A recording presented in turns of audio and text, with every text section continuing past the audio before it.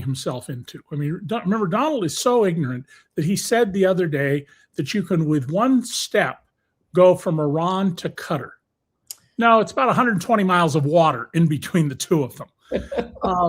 He doesn't know a Sunni from a Shia and why it matters. And I don't expect people in the audience to know, but if you're president of the United States, you damn well better know the significance of that. And they're all the dictatorships in the Middle East are all awful regimes. I mean, he pals around with MBS, and MBS has put all this money in the pocket of Jared Kushner and Ivanka. MBS had 39 Muslim imams, clerics, beheaded for the crime of praying for a better government. So, there's no monopoly on vicious leadership in Tehran. They're a terrible government. I don't think hardly anybody in the world is going to defend them. There are some people who will, but not many. But the same thing is true of the other governments in the Middle East. They are just as vicious. Here's the other question I have. Is as vicious as those governments are, a lot of them are very generous when it comes to Donald Trump. Lots of the folks from the UAE, from Qatar, et cetera, have put a lot of money into his crypto businesses, helping to make him into a billionaire. Allegedly, he's about a $7 billionaire at this point, $7 billion net worth. And in addition to putting money into his crypto businesses, they've also put money into Junior and the dumb one. What's the other one's name? Eric's business. They've also gotten a lot of investment in their projects, including building other complexes, hotels, resorts. There's lots of Trump money on the ground and physical enterprises in some of these places. Can you talk about the extent of the business there? Because it would seem to me that if Iran wants to really hurt Trump, he could just target Trump's businesses. I'm actually kind of surprised the Iranians haven't hit one of his golf courses in the Middle East. Yeah, at least one of them is within range. Donald makes an enormous amount of money from these various projects where he doesn't have any money invested in them. That's a key thing to understand about Trump. With the exception of Trump University, which was a fraud top to bottom, every business he's ever been involved in, he had a negative investment in it. That is, he borrowed all the money and took a fee off the top. So he never had a dollar invested in Atlantic City, for example, even when he had three and a half casinos there. And Donald sees nothing wrong with this. The emoluments clause is to him absolutely meaningless. And in Donald's mind, and viewers should know, I've covered and known Donald for almost 40 years. I spent hundreds of hours with him. The only difference between your home and Donald's property is he doesn't have your property yet. Because it's really not yours, it's his. He just hasn't gotten it from you. He is a mercantilist. That's the economic theory before Adam Smith realized and explained to everybody market economics in 1776. The idea that if you have a piece of gold and I don't have it, then I can kill you to get it. I can destroy your life to get it because there's no other way to get wealthy but stealing from other people. And that's Donald's view of the world. And the real question we should be asking is, where are the Republican leaders in the Congress? They have a constitutional duty here. They are the only ones who can declare war. They are the only ones who can impose taxes. They are supposed to do oversight on the Justice Department. The president, under Article 2 of our Constitution, essentially is there to carry out whatever orders are given to him by Congress and to be commander-in-chief. And commander-in-chief doesn't mean you can start a war. It means if there's an imminent threat, you may act to protect our person, our people, our property, our military. That didn't apply here. And one of the things Donald doesn't understand is nuclear weapons are defensive weapons. If the Iranians were to drop a nuke in Israel or in the United States, the country would get wiped out immediately in a retaliatory response. If the Ukrainians hadn't given up their nuclear weapons when Bill Clinton said, oh, yeah, no, we'll take care of you if the Russians ever come to invade. And the Russians said, oh, no, we'll sign this document. We'll never invade you if you give us your nuclear weapons. Well, we didn't do that. If the Ukrainians had nukes, they would not have been invaded by Vladimir Putin. Yeah, very clear. Clearly that. I'm sure they regret making that deal now. I want to play, not to give Joe Kent too much credit, but he said something that I thought was interesting. In addition to the weird conspiracy theory about Charlie Kirk, He also said something that I think I was interested in asking you about specifically. And so, Jason, this is B4. This is Joe Kent talking about what China is doing in this moment. Here's B4. That's the first thing that President Trump must do, address the main issue. The main issue is how the Israelis are out of control and they are driving this entire war. Address that aggressively, get the Israelis to stop. How realistically, just having lived through this whole thing, how hard will that be? It will be hard, but again, President Trump can do it. President Trump can call the Prime Minister of Israel and get him to the table. President Trump can force it. I believe that. I truly believe that he can. So I think it's doable. It's only doable with President Trump. And then from there, once we get the Israelis to stop, we still, for now, have strong allies in the Gulf. We have the Emiratis, the Qataris, the Saudis, the Bahrainis, all these actors, the Omanis. They may not always agree with each other, but they're all pretty good partners with us. I think we need to use them. And again, I think we probably need to bring in some new diplomats, and we need to aggressively engage with the Iranians while we can to get to a ceasefire and to come up with a way that we can stop the killing, we can stop the destruction of not just these countries, not just the loss of more life, but basically the collapse of the energy system that we have right now, so that we can open the Straits of Hormuz back up again, and so that we can make sure the petrodollar is being used. Because right now we didn't stop the flow of oil going to the Chinese. The Chinese are still getting their oil out, and they're settling those transactions in yuan, not the petrodollar. They're settling these transactions in the yuan, not the petrodollar. If you could, I've talked about this before on the show, but if you could explain what the petrodollar is and its importance to our economy, because that actually strikes me as one of the underlying issues, even in our attack on Venezuela. It's not so much about the oil, it's about the petrodollar. Yeah, this is one of the worst things Donald Trump is doing. The US dollar is the world's reserve currency. Everybody accepts it everywhere in the world. Some countries, Ecuador, for example, use the US dollar as their own currency. If you go to Argentina and you have a lot of $1 and $5 bills, you can buy things at ridiculous discounts. The same thing was true in Egypt the last time I was there. It was a long time ago. And so the yuan is not a reliable currency. It's a weak currency, and nobody trusts the government of the Chinese communists to engage in respectful business activity. And so what's happening here is Donald is reducing the influence of the American dollar. The euro may be the currency that comes forward and becomes the world's reserve currency, but any minimization and especially the just elimination of the US dollar will cost us so dearly. It is this massive subsidy because people buy our dollars and hold them, which means we've essentially gotten the dollar's value back into our society. Donald has a degree in economics from an Ivy League school, Penn. He didn't earn that degree. It was given to him. He didn't show up to class, and he only took classes in real estate, and he basically spent his time working on daddy's apartment projects in Ohio and in New York. And for us to antagonize our friends, to diminish them, to call them all the terrible names he has called them, sit there in front of the Prime Minister of Japan and make this tasteless remark about Pearl Harbor, which was not supposed to be a sneak attack, by the way. There was a screw up. It is just despicable, and it's going to hurt us long after Donald Trump is gone. Yeah, and maybe long after he's gone and has essentially destroyed our economy.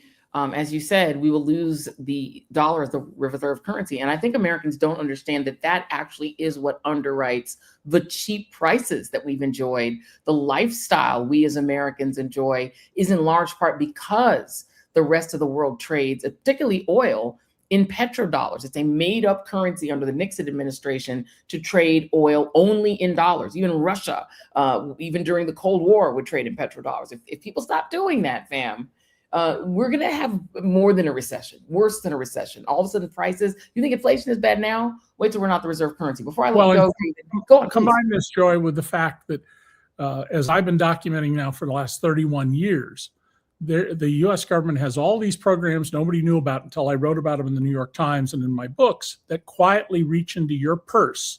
They take a penny a day here and a nickel there and $1 somewhere else and redistribute it to the people at the very top.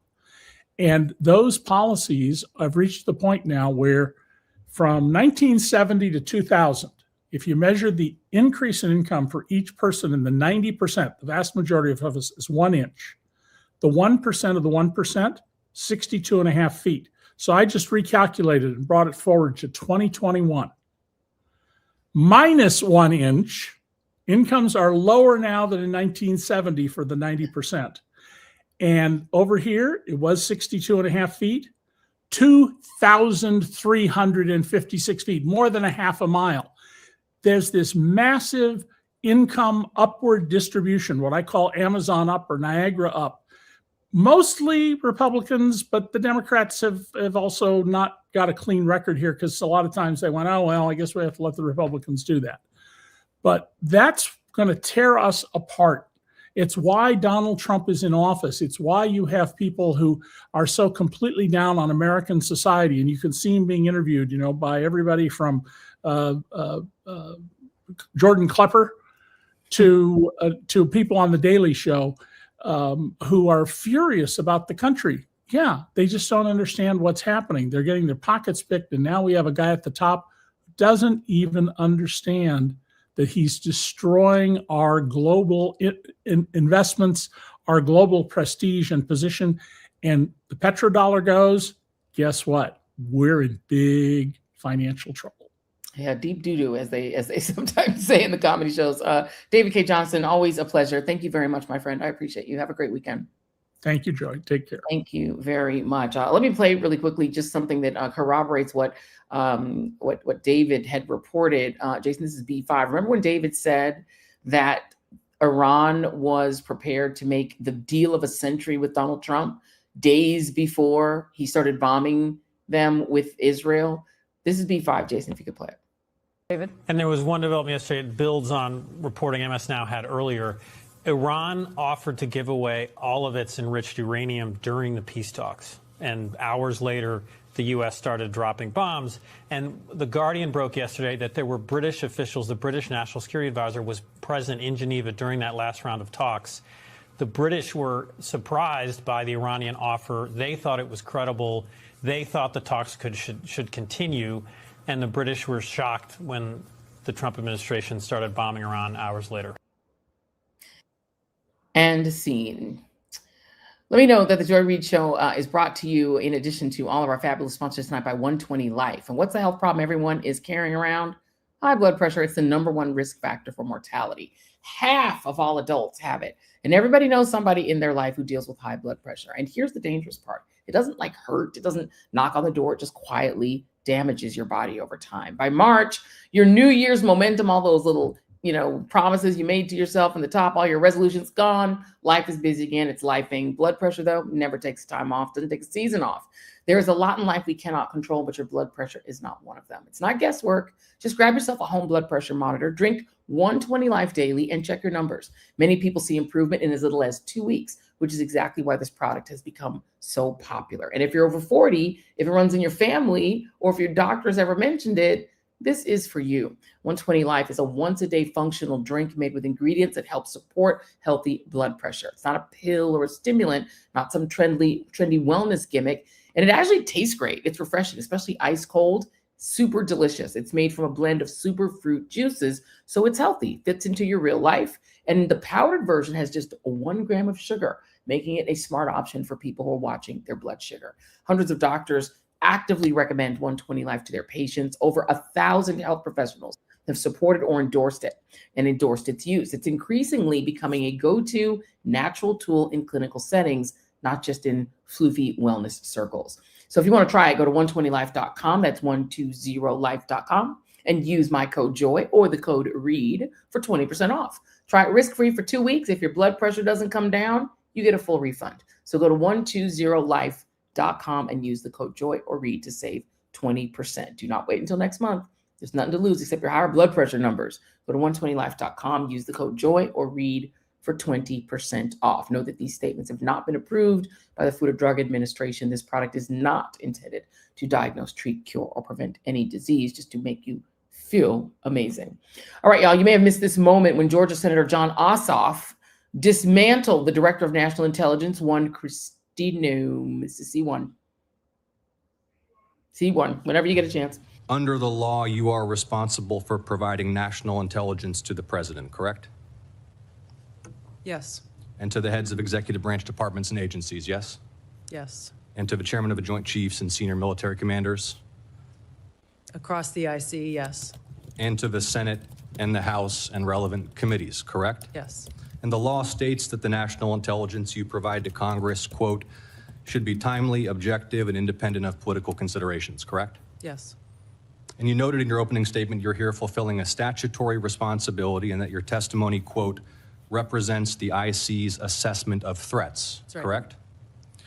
That opening statement, as submitted to the committee in advance of this hearing, stated that as a result of last summer's airstrikes, quote, Iran's nuclear enrichment program was obliterated, end quote, correct? That's right. And is that in fact the assessment of the intelligence community? Yes. So the assessment of the intelligence community is that Iran's nuclear enrichment program was obliterated by last summer's airstrikes. Yes. In the opening statement you submitted to the committee last night also stated, quote, there has been no effort since then to try to rebuild their enrichment capability, end quote, correct? That's right. And that's the assessment of the intelligence community. Yes. The White House stated on March 1st of this year that this war was launched and was, quote, a military campaign to eliminate the imminent nuclear threat posed by the Iranian regime, end quote. That's a statement from the White House. Quote, the imminent nuclear threat posed by the Iranian regime. Was it the assessment of the intelligence community that there was an imminent nuclear threat posed by the Iranian regime? The intelligence community assessed that Iran maintained the intention to rebuild and to continue to grow their nuclear enrichment capability. Was it the assessment of the intelligence community that there was a, quote, imminent nuclear threat posed by the Iranian regime, yes or no? Senator, the only person who can determine what is and is not an imminent threat is the president. False. and This he is the made that worldwide determination. threats hearing where you present to Congress national intelligence, timely, objective, and independent of political considerations. You've stated today that the intelligence community's assessment is that Iran's nuclear enrichment program was obliterated and that, quote, there had been no efforts since then to try to rebuild their enrichment capability. Was it the intelligence community's assessment that nevertheless, despite this obliteration, there was a, quote, imminent nuclear threat posed by the Iranian regime? Yes or no? It is not the intelligence community's responsibility to determine what is and is not an imminent threat. Okay. That is up to the Here's president the problem. based on a volume No, of it is information precisely that he receives. it is precisely your responsibility to determine what constitutes a threat to the United States. This is the worldwide threats hearing. False. I love the way he did that, like a proper prosecutor. Joining me now is our friend LEV Parnas, who is our good friend. He is the proprietor of LEV Remembers on Substack. He's also a candidate for Congress in Florida's mighty 27th Congressional District. LEV, is that lady in trouble? Oh yeah, I could say it's just the beginning, Joy. Thanks for having me. There's a lot of turmoil happening at the White House tonight. I could tell you that much. I just literally right before we went on, I wrote the story. I broke it on my Substack about several things that are happening. First of all, none of this is coincidental. The fact that Joe, what's his name, Kent, who came out and basically wrote, he was underneath Tulsi Gabbard, very close to Tulsi Gabbard, in their opinions, their beliefs on things that were going on. Also, what I'm hearing is the relation between Tucker Carlson and Tulsi Gabbard is very, very close. And the rift that's happening inside of Trump world between people like Laura Loomer and Tucker Carlson. And you would think this would be crazy that we're talking about influencers that are actually having influence on the White House. It's insane to think about the rift that's happening. So yeah, what I'm hearing from my sources is Tulsi Gabbard is planning on leaving. And that set off major alarms in Trump world, in the White House, because there's a lot of reasonings Trump cannot have her leave, not only because of having her go on shows like Tucker Carlson and start talking about, because as you saw in her testimony, she did not in any way support Trump and saying that there was an imminent threat. On the other point, she actually laid Trump out there saying that's Trump's decision to make. And you could tell, obviously, with Joe Kent coming out saying there was no imminent threat, and with other sources that I have that have been telling me there was other reasonings that not only had to do with Bibi Netanyahu, but because of Bibi Netanyahu's relationship to Putin and things that have to do with Nord Stream 1 and 2. It's a very complicated thing, but that at the end of the line is I hear Tulsi is planning on leaving, and Trump's planning on doing whatever he can to keep her in there, because remember, she's also involved in the or Georgia, Arizona, the election stuff with Venezuela. Tulsi has a lot going on her plate right now. So let me ask you this question. Yeah, clearly. Let me ask you this question, because there was a story that came out in February. I'll just hold it up here. We don't have it on screen, but there was a whistleblower who came out and claimed that she was burying his whistleblower complaint that the Wall Street Journal reports had to do with Jared Kushner. And it does appear that Jared Kushner is one of the people who was in Trump's ear, along with Mike Witkoff, even after Iran agreed to effectively go to zero nuclear material, not just nuclear weapons, nuclear material. Absolutely. And then hours later, we're bombing them. And it seems that Jared, who has business in the region and has $2 billion worth of business with the bone saw prince of Saudi Arabia, is whose side do you think that she's taking in this, the end of Joe Kent's career, when Joe Kent left? Because it seems to me that she should be ideologically aligned with him against Jared, right? She is, and it's a lot more interesting, Joy, because the relationship between Jared and Bibi Netanyahu and the Kushner family is one thing, but a lot of people are forgetting the relationship that Bibi Netanyahu built with Vladimir Putin and a lot of the oligarchy in the 1990s. A lot of people also forget that in 2018, when Bibi Netanyahu was running for office, Trump and Giuliani sent me to Israel to help Netanyahu with his race that he barely won at the time, and that was strictly due to Russian Vladimir Putin and a lot of the oligarchy that helped him in there. So basically Trump is being used like a puppet by Bibi Netanyahu and Putin to be able to start this war that is now, like I say, he knocked over a hornet's nest that he can't control. And is there a risk, in your view, that Iran will turn around and start bombing, Trump and Kushner and Witkoff properties in the Middle East? Oh, 100%. I mean, this is just the beginning. That's why a lot of people need to understand that even if Donald Trump came out today, which he does, and says we won, that war is over, whatever he wants to say, the effects that already are taking place from the Iranian regime and all of these sleeper cells. And that's the dangerous part. It's not even the regime as much. It's the sleeper cells, Joy, that are all over the country and all over the world right now that are going to start. And we're going to start seeing a lot of different attacks. I think that you're having a little bit feedback on your side. And so if Donald Trump says that the war essentially is over, who in the regime would try to stop him? Because it seems that Hegseth is all in, Rubio is all in. Who's actually wielding the power right now in the White House? Stephen Miller, really. I mean, that's the other thing is Susie Wiles is on her way out, as we've been talking about now. She's announced her cancer bid, but also there's new people coming into the orbit, like Alina Habba, I heard, is now coming in. I mean, it's just crazy what's happening. But there is nobody that's telling him to stop the war, and they can't, because in Donald Trump, see, the whole problem is Donald Trump doesn't understand that this war is a different war. He's spending billions of dollars, and he's going to ask for $200 billion more to fight $30,000, $20,000 drones. This is a different war of that we're fighting. And in Donald Trump's mind, as he thinks that we're going to go out there and just bomb, destroy all these people, he's not even considering all the innocent lives that are being killed and destructed in the meantime. And so in his mind and the people around him, winning is a totally different thing that what is taking place. And that's why they lost control of the situation. As you could see, gas prices are running. There's no more talking about gas prices, economy.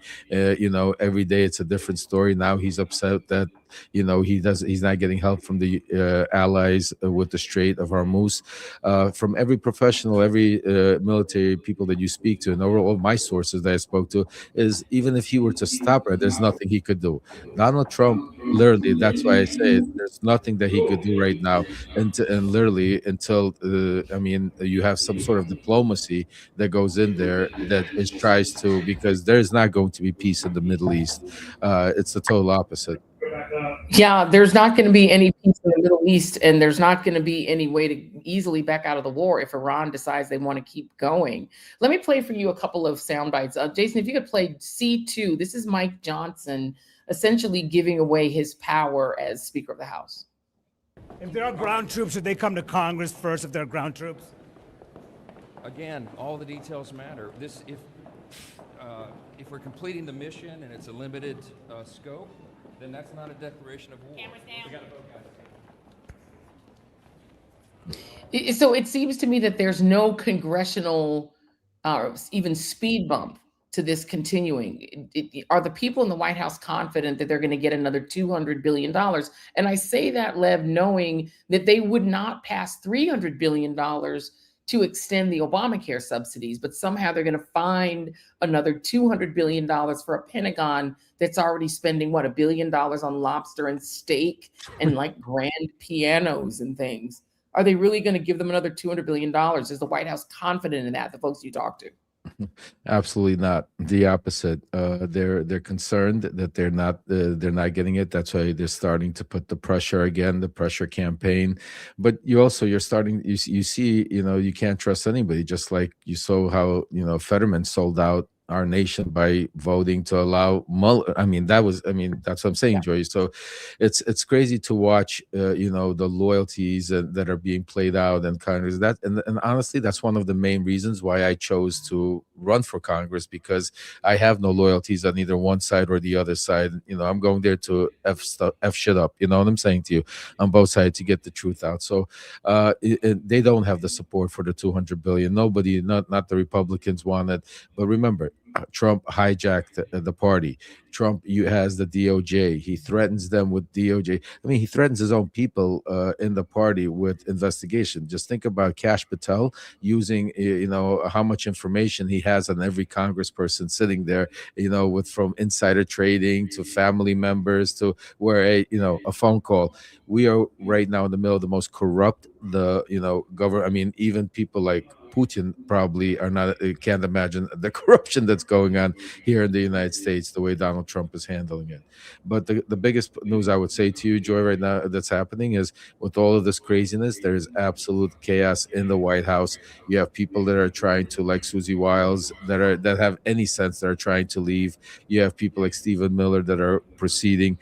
Pam Bondi might be a scapegoat, and Alina Habba, I'm hearing, might be coming in to take her place if she has to go. And just think about, you got even the crazier getting the crazier in there. And if Mueller gets convicted, into this DHS position, I don't even know what to say. If we thought Kristi Noem was bad, she was running around taking pictures. Think about what this maniac, he wants to fight and and go to, literally fight with everybody. He has mental issues. So the fact that what Fetterman did is, I think, it's unforgivable. It's something he, I don't know what to say, Joey, but it's just crazy to watch some of the decisions playing out.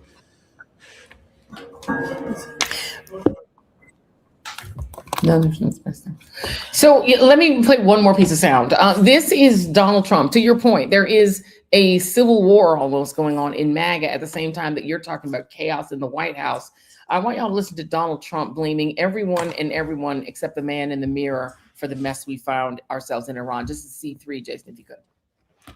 The situation was very quickly approaching the point of no return, and the United States found it intolerable, in my opinion, based on what Steve and Jared and Pete and others were telling me, Marco, so involved, that I thought that they were going to attack us. I thought they would, if we didn't do this at the time we did it, I think they had in mind to attack us. And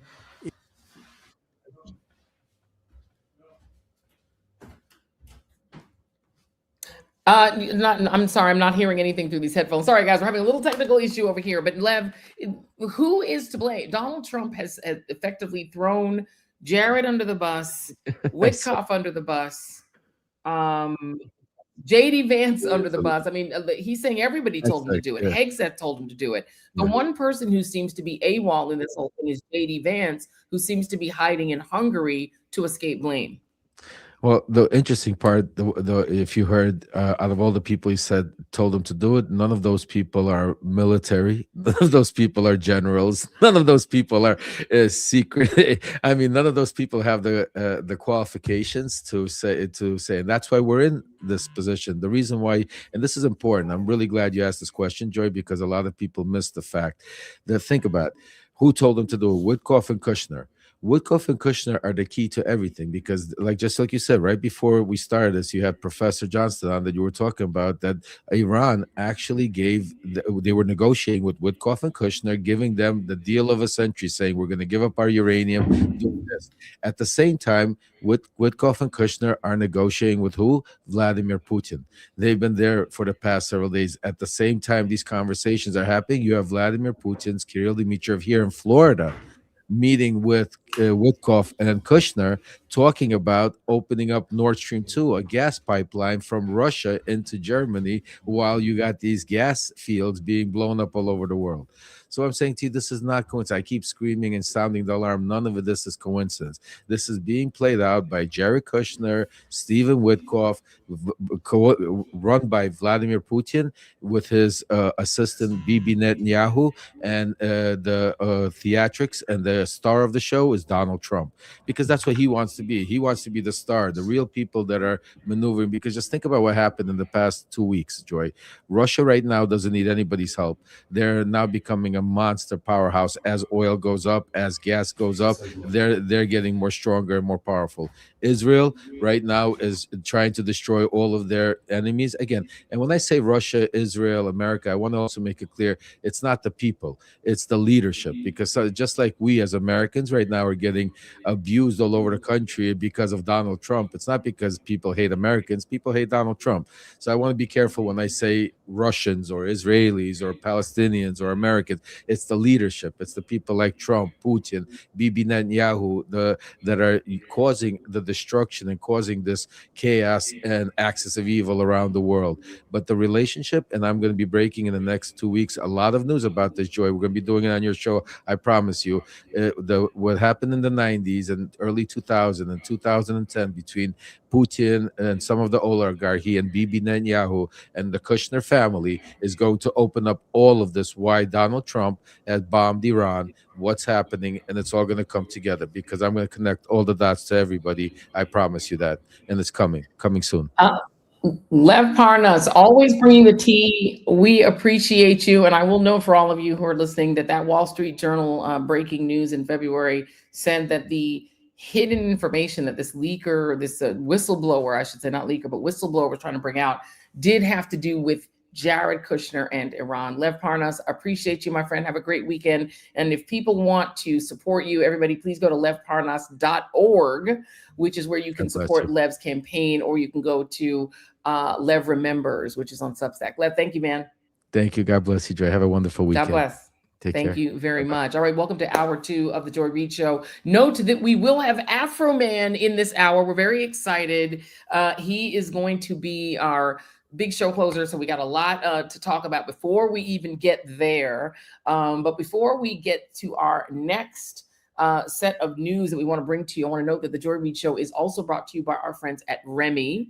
And this is something that, I think I have now really gotten to understand and identify with. People who deal with teeth clenching and grinding, it's literally a thing that people deal with that drives them absolutely up the wall. It happens at night.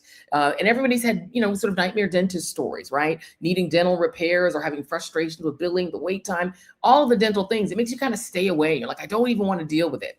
But having your teeth be healthy and attractive is actually really important. I mean, I'm in the sort of proto TV business now that we're online, but it's still important to have your teeth looking great and being healthy. That's why I trust Remy to protect my teeth.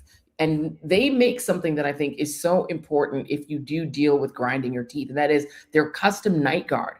And over 350,000 Americans trust them for that product. Remy night guards are clinically tested and FDA cleared to prevent teeth damage from grinding, to reduce jaw tension and facial muscle strain, and to improve your sleep quality. You get the same professional quality and comfort as a night guard from your dentist, or at 80% of the cost, by taking your own impression from the convenience of your home.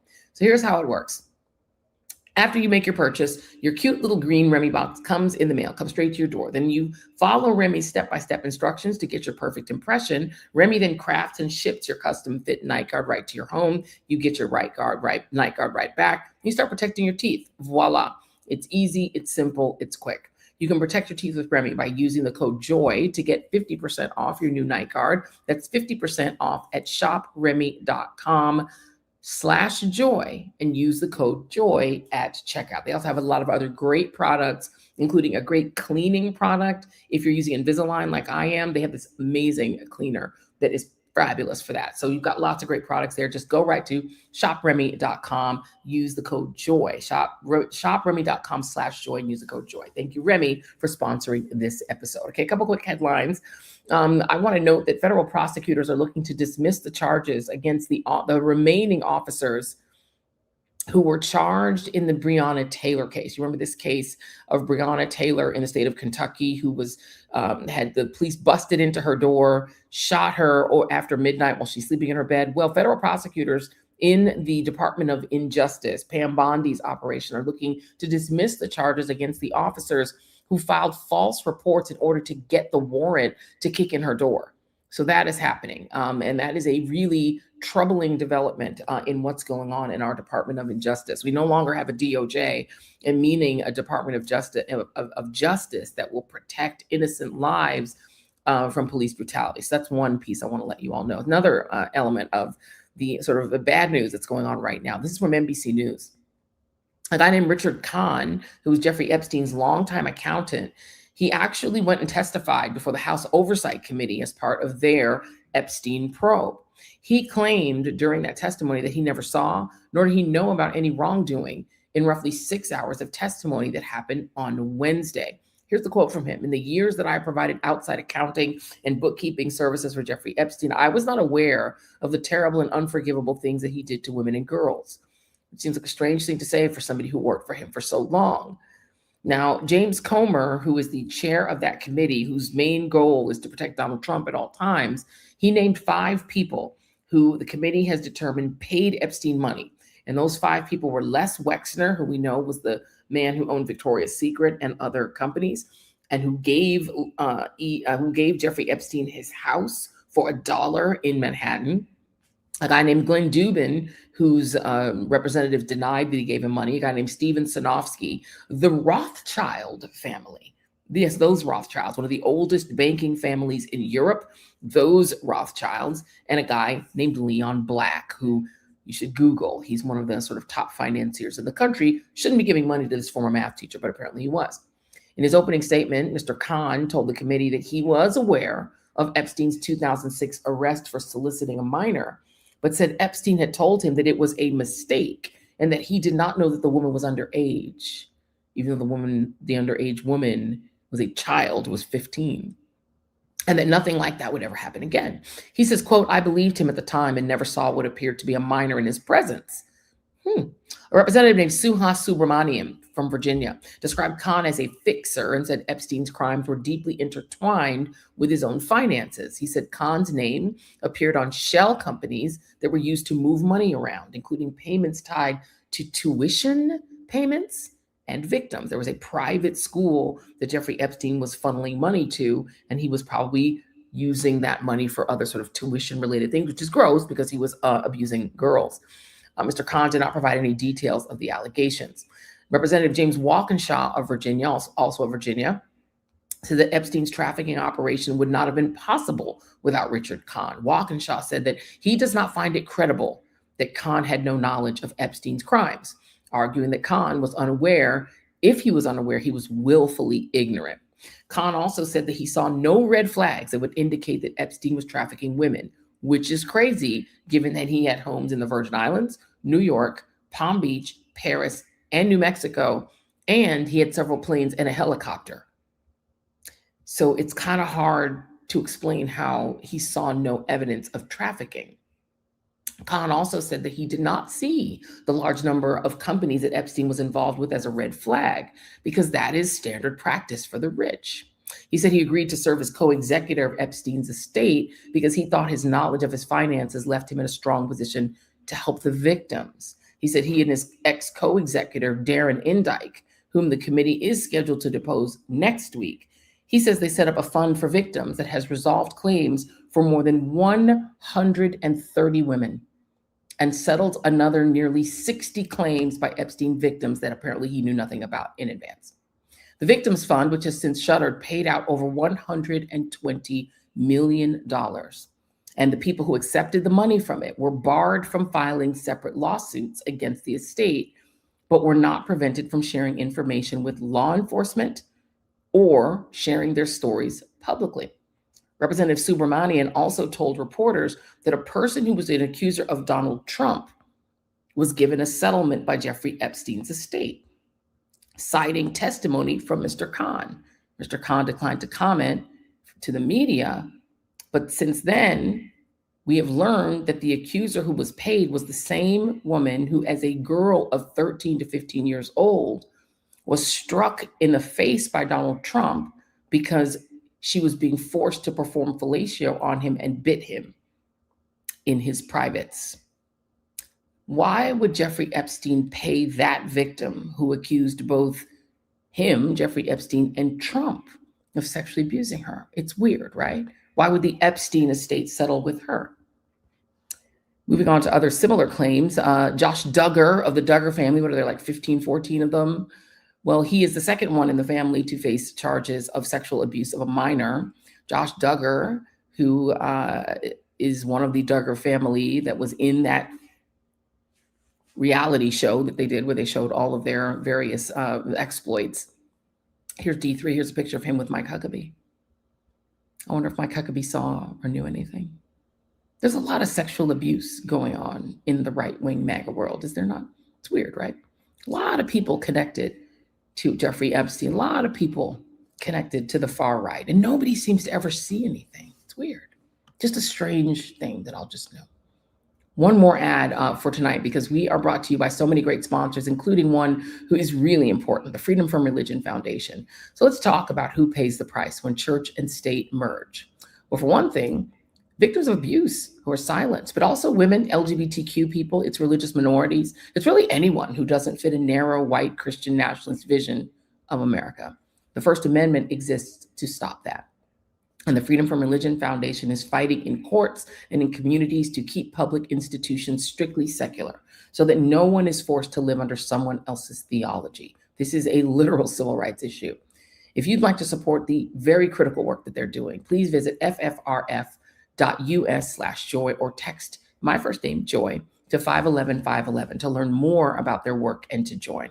Go to ffrf.us/joy or text Joy to 511-511 to help protect a country that belongs to all of us. Go to ffrf.us/joy or text Joy to 511-511 today. Message and data rates may apply. So, speaking of freedom from religion, we have a really big problem in this country with a white Christian nationalist oligarchy that is doing a couple of things simultaneously. Thing one, they are attempting to force the country to live under their particular version of right-wing Christianity, which elevates men and takes women and people of color and puts them in a second-class position. But the other thing they're doing is they're racking up a lot of money. There seems to be a lot of a parallel between their financial interests and their need to accumulate lots of wealth and their attempts to effectively isolate only white, Christian, rich, conservative white men to a position of status with everyone else below them. It's a weird thing. But they're also doing something where they are going very aggressively after public education and attempting to change the way it operates. in a way that would force children from K through 12 and in college to learn only their theology rather than normal history, rather than normal information about what's happened in this country in its past.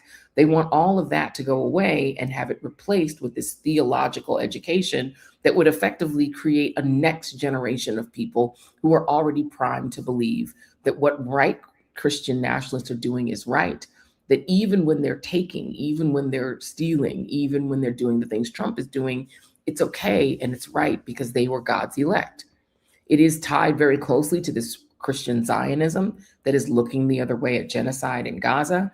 And it is tied to this war because you have people like Pete Hegseth saying this is a holy war to effectively try to destroy Islam for the benefit of their particular kind of Christianity. This is an incredibly dangerous thing, no matter how you look at it.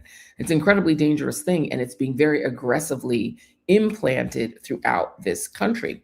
And the question of what to do about that is actually a thing that we have to grapple with as a country, and we have to grapple with it both at the state level and at the national level. At the national level, you're seeing the Department of Education dismantled. Donald Trump signed an executive order last year dismantling the Department of Education and returning the education system to the states. Well, just know that nationally, the Department of Education didn't do curriculum. It didn't assign books. It didn't assign things to study, but it did fund things like education for special education, people who have children with developmental disabilities and who need extra support. That was a federal program that gets eliminated if you get rid of the Department of Education. The programs that ensure that girls get equal access to things like athletics and also to fair treatment in schools, that gets eliminated if you get rid of the Department of Education. They're also scaling back the federal implementation of attempts to reduce sexual abuse and assault against girls. They're supposedly the Protect Women Party, but they're not doing that at the federal level. Getting rid of the Department of Education messes with what you call Title IX, these systems at the federal level to try to protect girls from discrimination and even from abuse. All of that is going away. And it's all happening at a time when these far right-wing evangelical churches and institutions are beset with sexual scandals of the Epstein variety, meaning young girls and in some cases young boys who are being sexually abused systematically inside of these institutions. You keep seeing famous right-wing pastor and youth leader after famous right-wing pastor and youth leader being accused of sexual predation against children. It's not just the Duggars. This is like a thing that's happening. And so you have to ask yourself, if they can't protect girls and children inside their own institutions, why would we trust them to take over the whole country? Why would we want them to take over the whole country? It's a strange thing.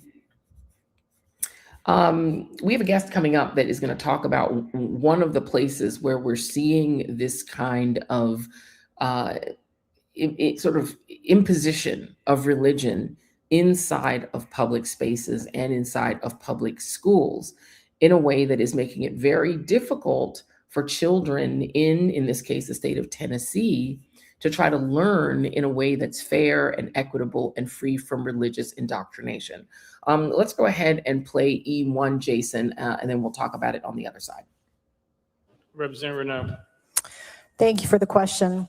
As far as our founding fathers and those that owned slavery, it is important not to dilute history. We need to understand and know what that is so that we don't repeat those mistakes. But the Bible also says that we will be judged in the time of our culture. And at that time, it was a common practice. Not saying that's right or wrong. The Bible actually does instruct those who do own slaves on how to treat them and to treat them fairly and kindly. But our founding fathers definitely believe that all men were created equal, and it was those beliefs that moved us from the position of slavery to where we are today. So this particular legislation does not advocate to teach those things. I think we have many other pieces of civic education that likely does include that, but this intention for this legislation is for that to not necessarily be included. Representative Pearson.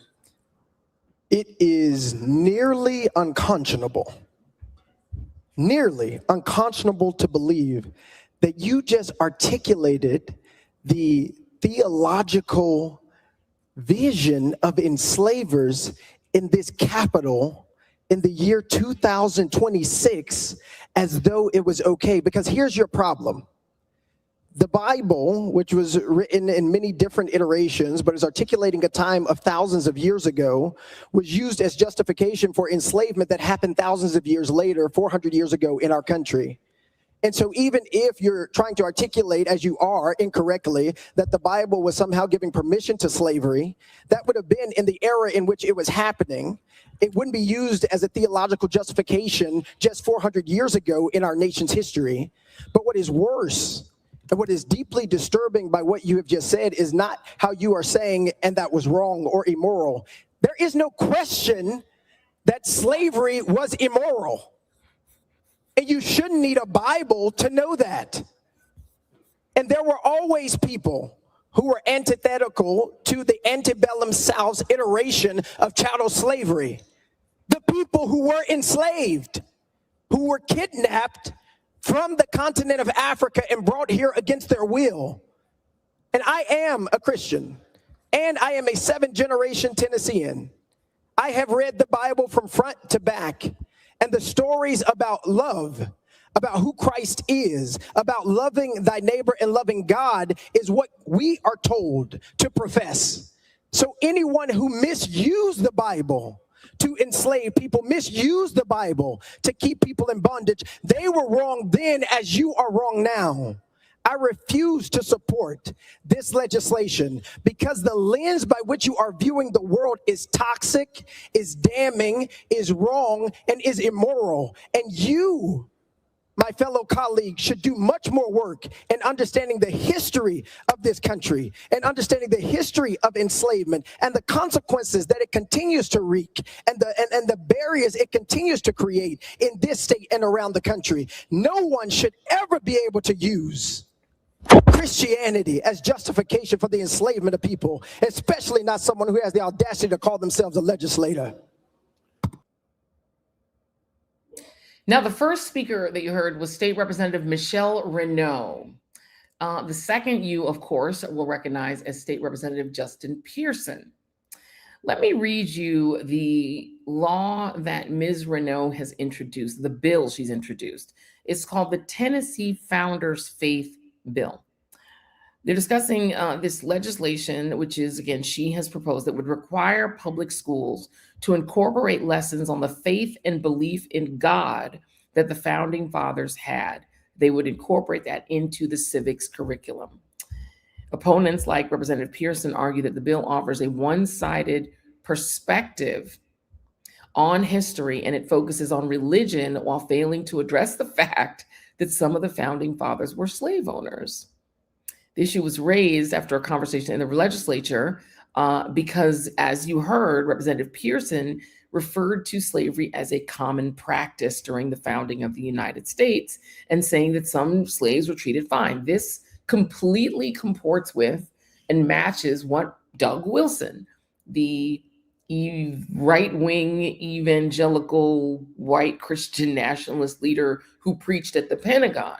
It's the same thing he says, that you have to look at slavery in the historical context and that it was normal at the time. And so you really can't judge the founders for having slaves. But what they would do if this bill was to go through is they would force every student in the state of Tennessee in public schools that all Tennesseans pay for, including Black Tennesseans, some of whom are the descendants of enslaved people. They would have to learn that these founders were good Christian men who believed in God and believed in Jesus, and that is the extent of what they would learn. They would not only not learn about their history as slave owners, but they would not even be able to learn that slavery is bad, because the way that this white Christian nationalist Project 2025 Heritage Foundation system works is that you can't demean in any way the founders, their experiences, or their practices, much like the Don't Say Gay law in Florida and the anti-woke bill, was the Stop Woke Act in Florida. The goal of these laws is to make sure that students learn a kind of history that sets them up to be more conservative. That is actually what's most important to the people who are creating these bills. And I want to note that the founders' faith bill, in some ways, also matches some of the things you've seen done in Florida and Texas. Right now, the bill is under consideration. It's being discussed in the state house. If it passes, it would then have to obviously go to the Senate. It is not close to becoming law as yet, but it does have a match in the state of Florida, where they've also pushed through a bill that says that it is not allowable in public schools to disparage anyone based on past practices by people of their race, such that the person would feel bad if they share the same race as, for instance, a slaveholder. It's a weird thing. It's a strange situation. But it is something that is playing out not just in Tennessee, not just in Florida, but really throughout the country. So it's something that we really want you all to pay attention to, because this is something that if it passes in a state like Tennessee, if it passes in a state like Florida, if it passes in a state like Texas, you're suddenly going to see these kinds of laws pop up all over the country, because they test them out in places like Tennessee and Florida and Texas, so that they can make sure that they are that they will survive court cases, that they will survive court scrutiny, and if they do, then they believe that they can then roll them out as national law. And the fact that they are attempting to get rid of and gut our public school system altogether is a bad sign. It's a bad sign, because it appears that that is something that they're doing on purpose, and that they're doing not just in Tennessee and not just in Florida, but all over the country. We were waiting on Representative Justin Pearson to jump on. Not sure that he's going to make it on. We know we have a little bit of a change. They're on different time. They're on Central Time, and we are on Eastern Time.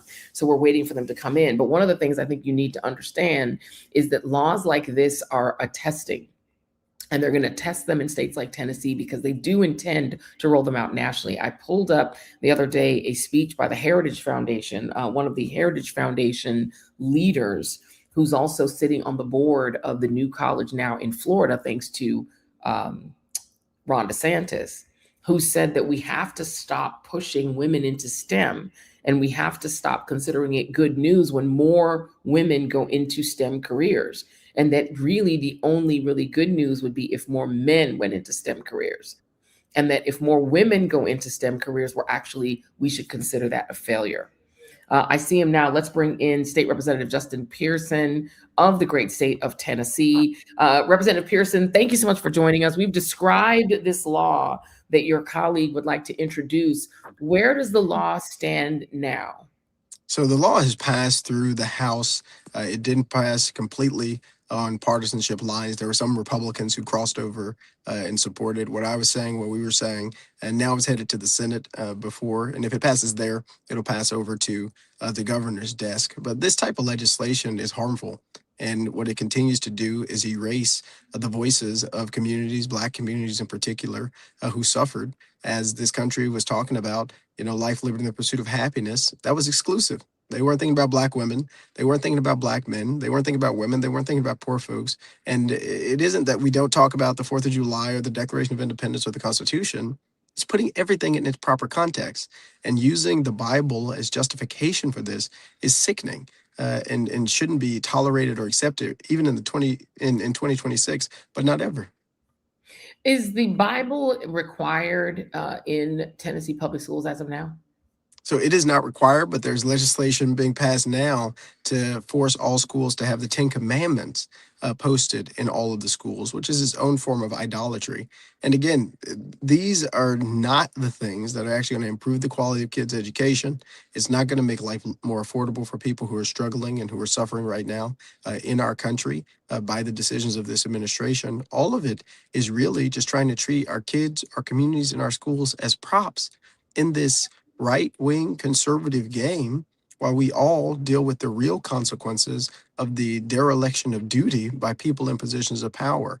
And in our state, where billions of dollars have been taken because of the big ugly bill that got passed by the federal government, when we're living in our state where kids are going hungry because we're not going to have the summer EBT food program because our governor has opted us out, we got real problems that need to be addressed, but they want to continue to foment the culture wars because they believe that's what's going to help them to win election instead of addressing the root causes of the problems.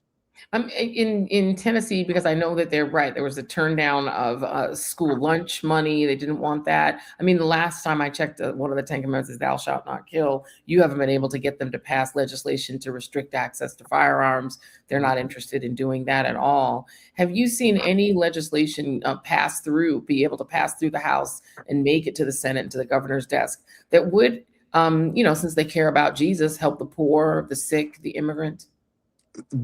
I talk about Matthew 25:35 all the time because a lot of these people claim Christianity, but they don't want to do the work of Christianity, right? I was hungry and you fed me. That doesn't matter. We're fighting for the expansion of access to Medicaid because our state is one of the few states, 13 states, that haven't expanded access. And, I'm out here advocating for Medicare for all as part of our run for U.S. Congress because we have to make sure that we meet people's needs.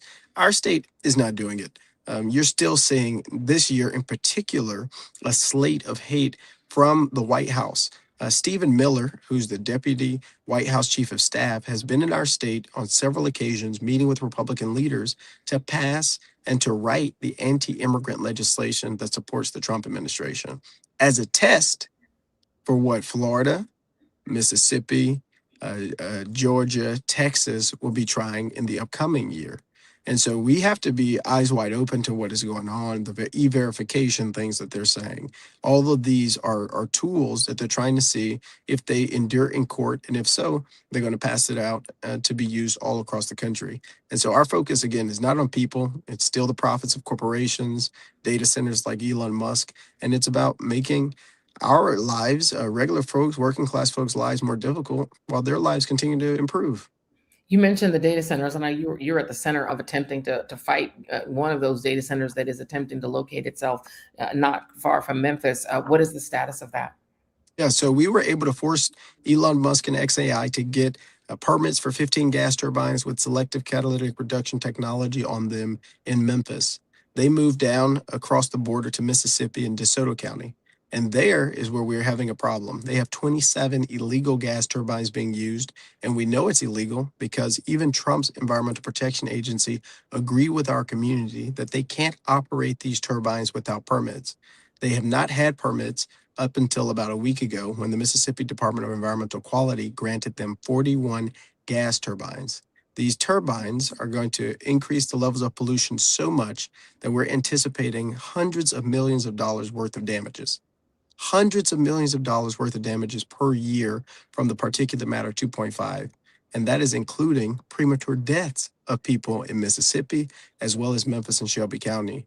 There's going to be, we hope, an appeal process that we're going to be able to do to share more of this research and information that I've been posting about. I know I can share with you and all of your many viewers as well, because we had 2 Harvard researchers, thanks to the Southern Environmental Law Center, who studied these consequences. But the mayors aren't reading it. The governors aren't reading it.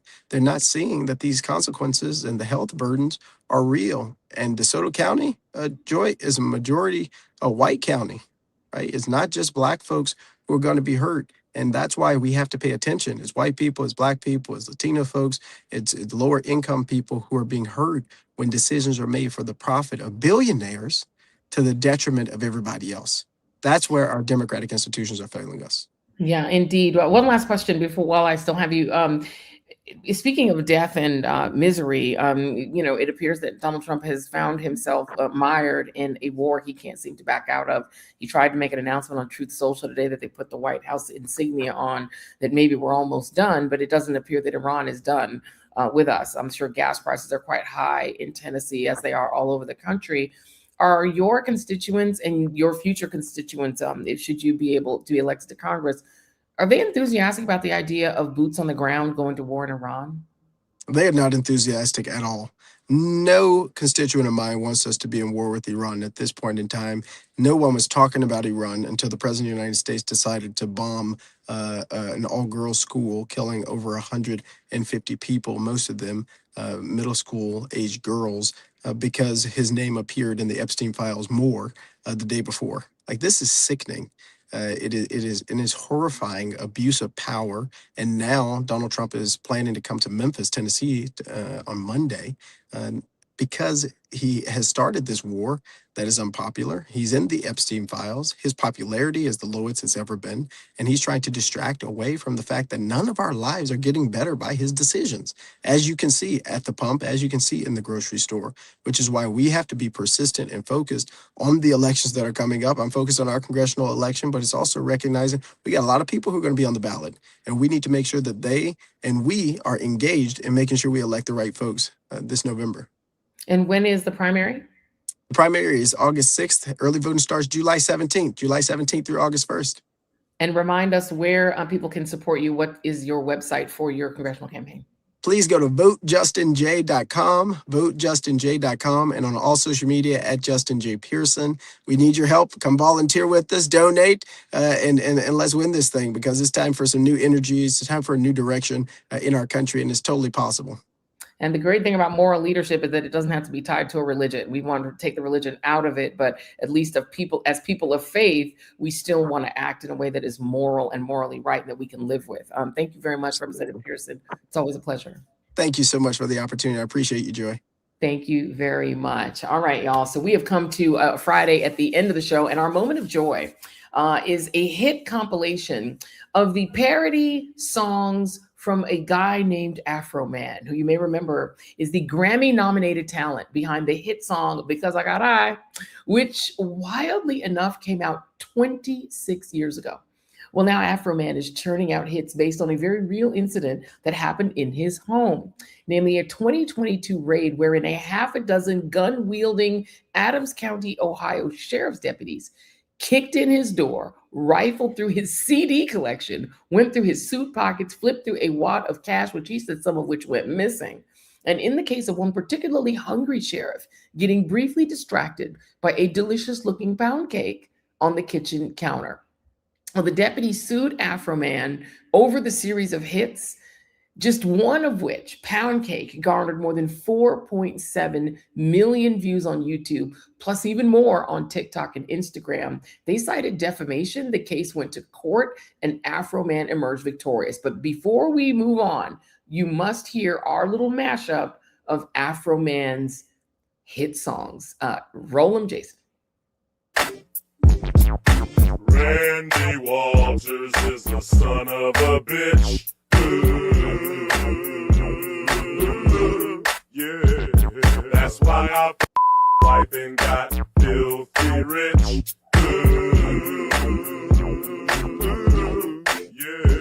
Mine eyes seen the corruption of the Adam County cops, stealing money, stealing cake. When they make they traffic stops, first they screw you, then they sue you, play games and dismiss your claims. The proof's on the internet. He's a Adams County sheriff, he's hungry and he's big as hell. He was sniffing for weed, then he smelled another smell. What was that? Mama's lemon pound cake. It tastes so nice. It made the sheriff wanna put down his gun and cut him a slice. Of what? Of what? Lemon pound cake. He wanna put down his Glock. Lemon pound cake. Trending on TikTok. Lemon pound cake. Lemon pound cake. Joining me now is the Afro-bitchin' Afro Man. We tracked him down, y'all. Trust me, it has been an entire day of Afro Man search online. We were prepared to stalk you to get you on, my brother. Welcome to the Joy Reid Show, Afro Man. Hey, thank you for having me. Thank you for having me. So let's start the story from the beginning. I gave my rundown on it. 2022. You were not home. How did you first learn that your house had been raided? I got a phone call. Then I went to an app on my phone that carries my home surveillance cameras, and I began to actively look at them live. And so when you looked at your home and saw it being invaded, did you have any forewarning that you were on some sort of a list, that there was an investigation involving you? No, sometimes I never got raided by the police. Traffic stops all my life, all day Sure. long, all night long, on the street, stop and frisk, all this. But I never had nobody come I never had the choo-choo train of cars come directly to my address and run up the driveway, So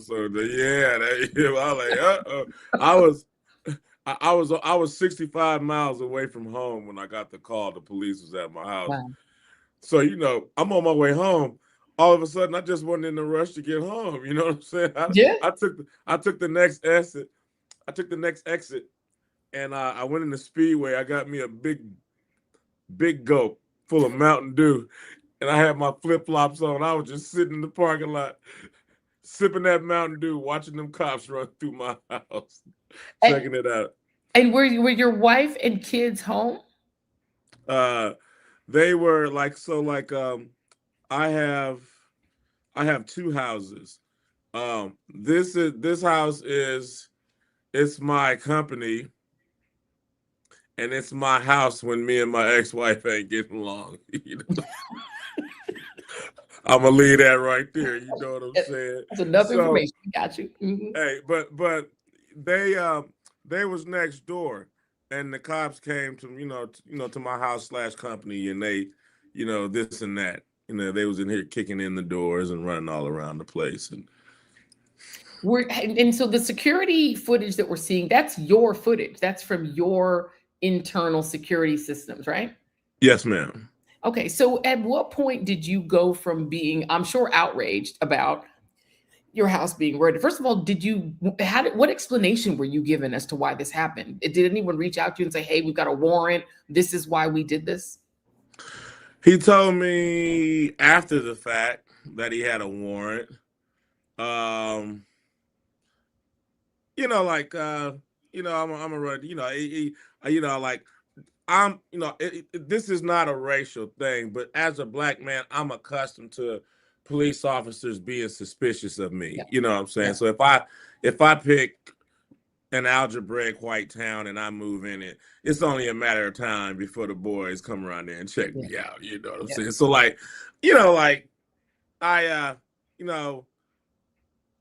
it's a little inconvenient, but it wasn't nothing that was gonna blow me out of the water. You know what I'm saying? At what point did you start writing songs, and which was the first parody song that you wrote of this? I started writing songs after I asked this officer, Randy Walters. The son of a bitch.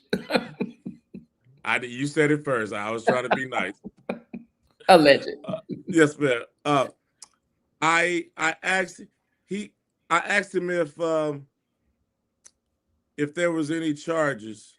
He said no. I asked him if I was under arrest. He said no. Then I asked him if he'd help me put my door back up on the hinges. And he cracked this little grin. And he kind of started waddling his head. He goes, "We're not required to do that." And something struck through me like lightning when I seen that little grin on his face. And I couldn't, I didn't want to punch him or shoot him. But I didn't know what I wanted to do, but I wanted to do something. So it was at that point when my wheels started turning for coming up with something to pay for the damages. And, It's definitely worked. 4.7 million the last time I checked. My favorite personally of your range of hits is Pound Cake. It is hysterically funny. Like, all of the songs are terrific, but Pound Cake stands to be head and shoulders above, or I should say head and crust above the rest. Did this man did he eat some of this pound cake, or did he just eyeball it? I'm exaggerate for humorous purposes. I'm mad at him, so I'm gonna tell you he ate it. I'm gonna tell you he took it down to the station. I'm gonna tell you he turned off his camera. You know what I'm saying?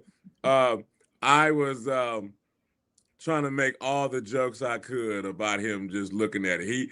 He didn't eat lunch. And he on his third raid. He hungry. He should have stopped. He should have grabbed something at the gas station, and boy, that cake looking good. I'm a big man too, so I know what he's thinking. You know what I'm saying?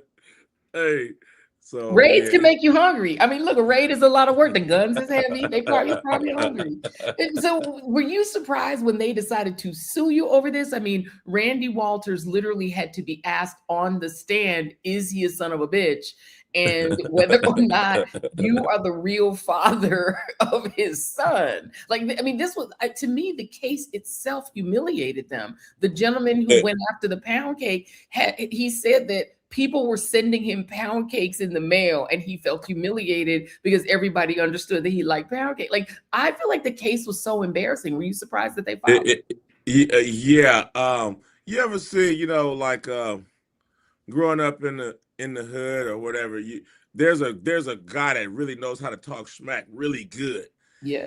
And if you don't know how to talk smack good like him, you best leave him alone. He gonna embarrass you in front of everybody. So like they don't understand. I'm that brother that really know how to, and they don't know what they're doing. They don't understand when they sue me, they bring more attention to the situation than what the situation had. Yeah. They don't understand that they are helping me when, like, I tell them, when you go in the wrong direction, you can't turn around too soon because you go in the wrong way, you're going to have to drive all that way back, the right way. So they're going the wrong way. They started going the wrong way when they first came over here and raided my house. I don't got no kidnapping victim. I'm not a kidnapper. I don't sell drugs. I don't, none of that.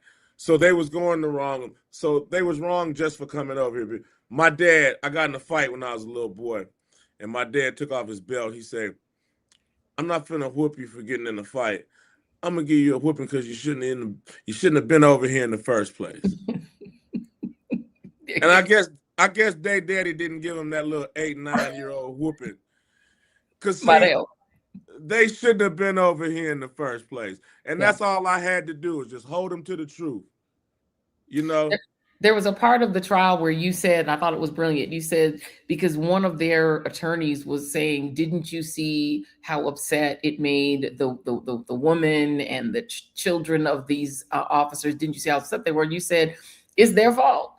They shouldn't have been in my house. Yeah, okay, you know what I'm saying? They need to stop making their children upset. You hear what I'm saying? Yeah. Because I'm not making their children upset. They making the wrong moves. They making mistakes. They being unapologetic, and they doubling down in the wrong direction. And they need to stop making their children upset. They need to stop putting their family and they self through terrible things. And they need to straighten up and do right. We all do. Yeah, absolutely. Amen. Did you ever get restitution for the damage to your house? And did you get your $400 back that apparently were missing? No, and no. Are you going to sue? Yes.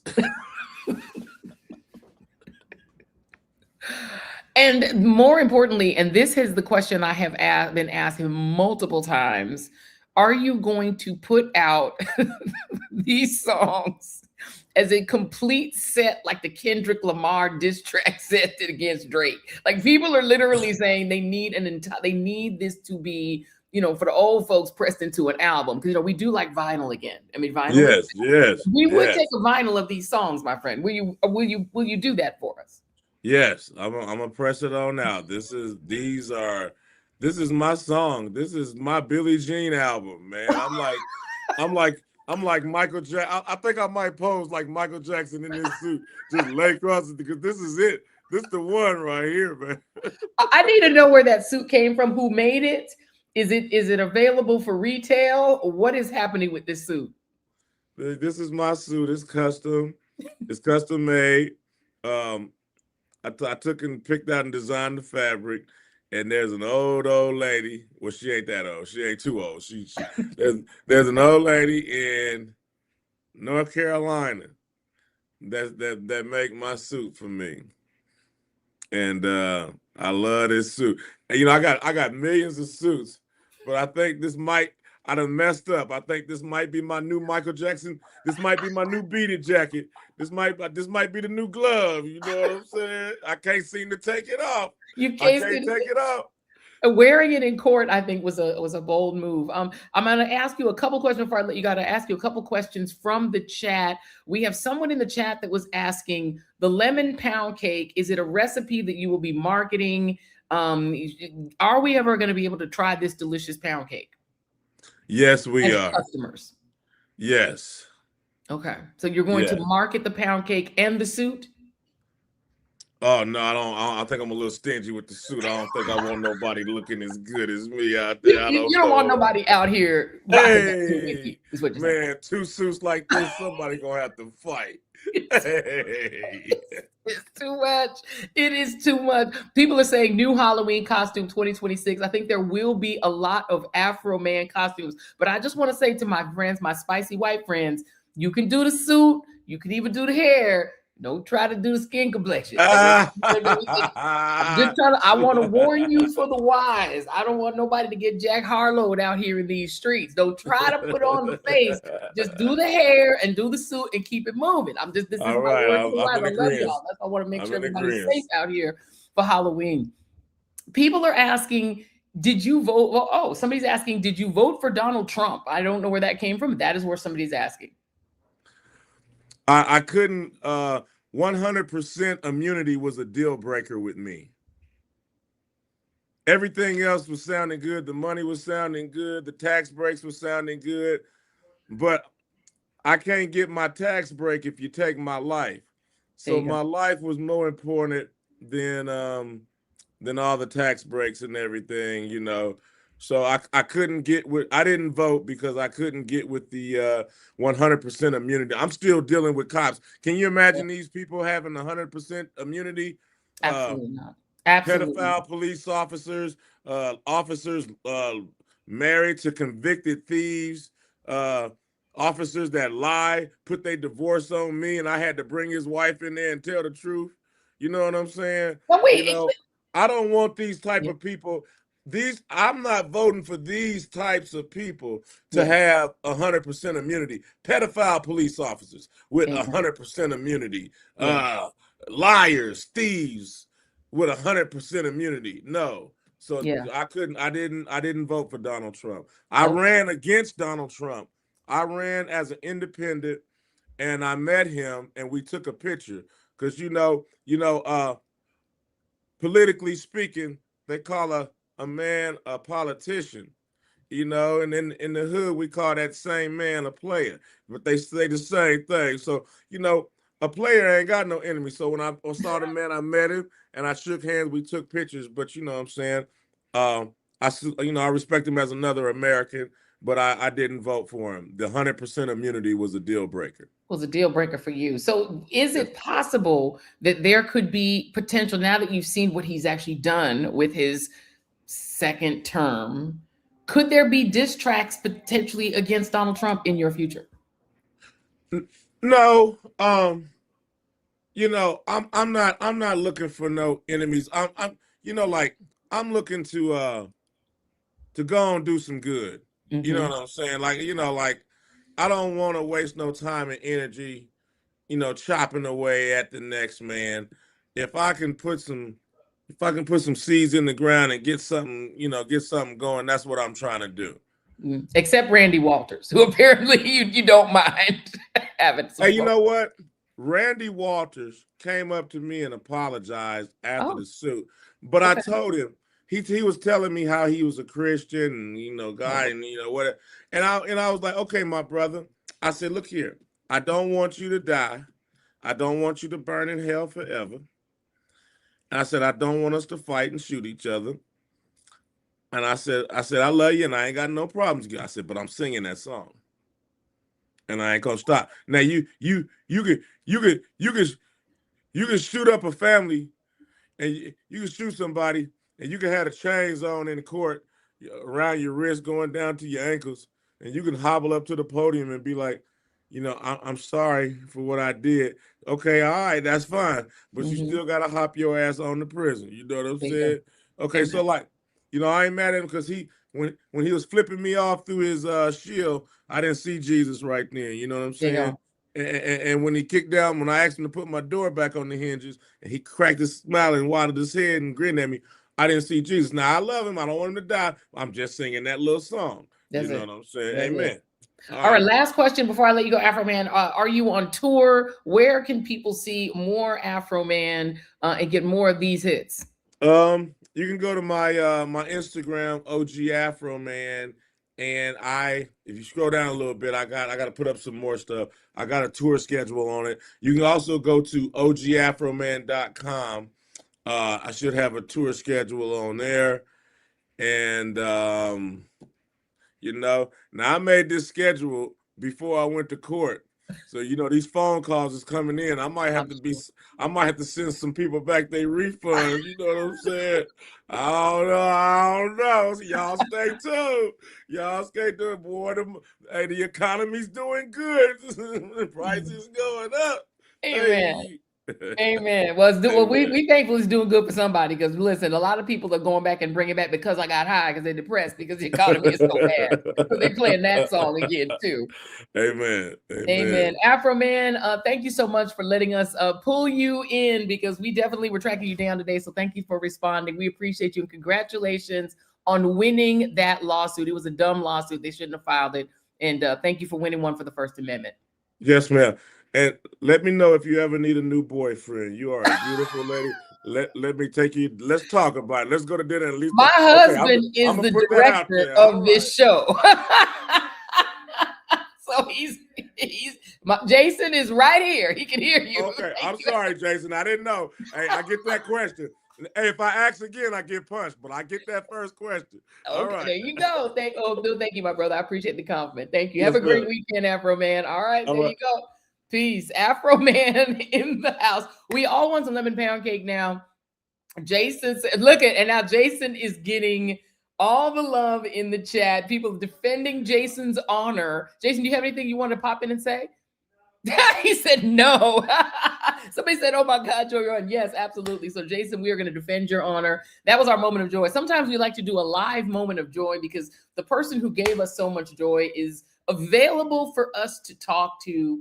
And so there it is. Afro Man has won his case. We do love the idea of the First Amendment being defended.